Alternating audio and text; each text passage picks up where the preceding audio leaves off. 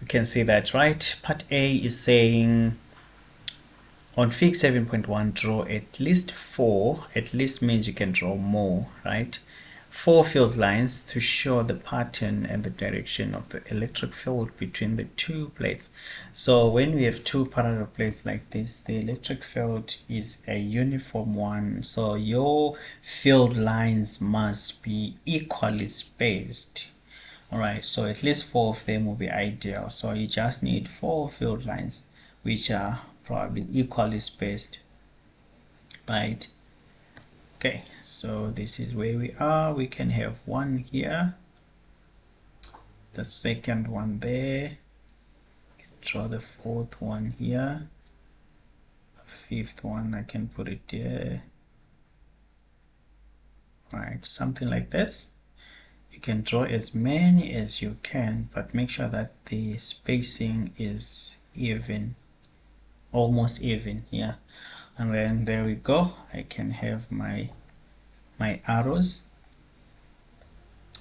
right, pointing from positive to the negative side, right? This is how the field lines will look like, right? Describe the effect on a negatively charged particle placed at X.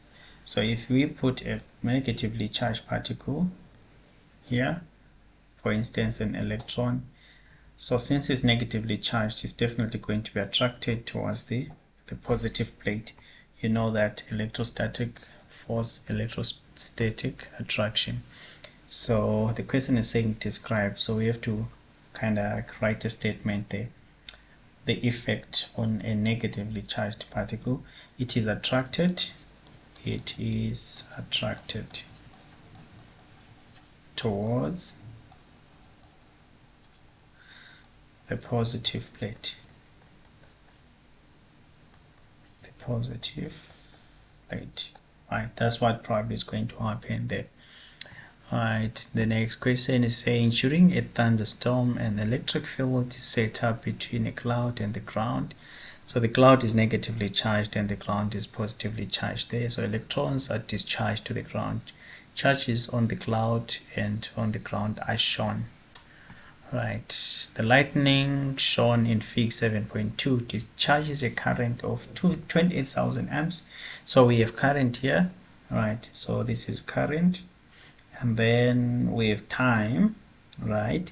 Calculate the charge that flows from the cloud to the ground, right? So the formula that links charge, current, and time, charge is equal to current times time.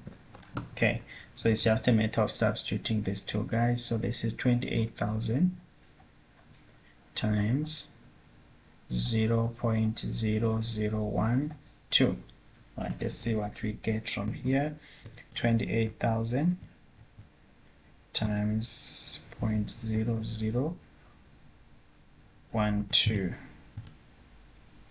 Right, I'm getting 33.6 coulombs. Okay, that's the unit for charge. 33.6 coulombs. That's what we're writing there. 0.6 coulombs. Right, then the next one is saying the lightning transfers 1.2 joules, 1.2 times 10 to the power 8 joules of energy. Calculate the potential difference.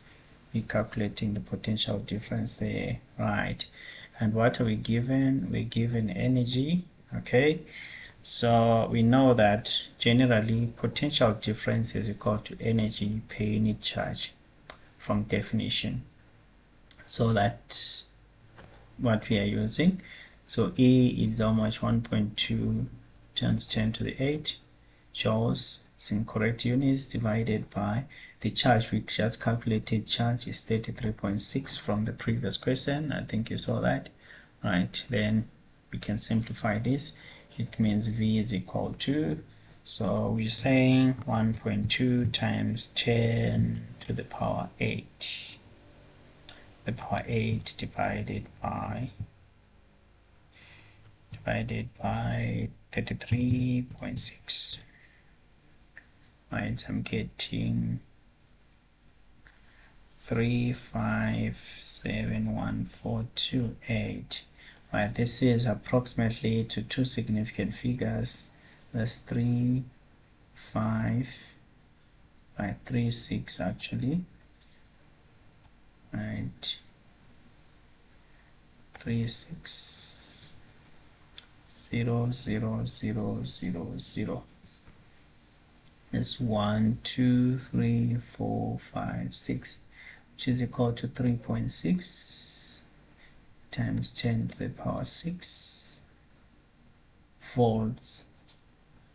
In other words, this is 3.6 mega volts.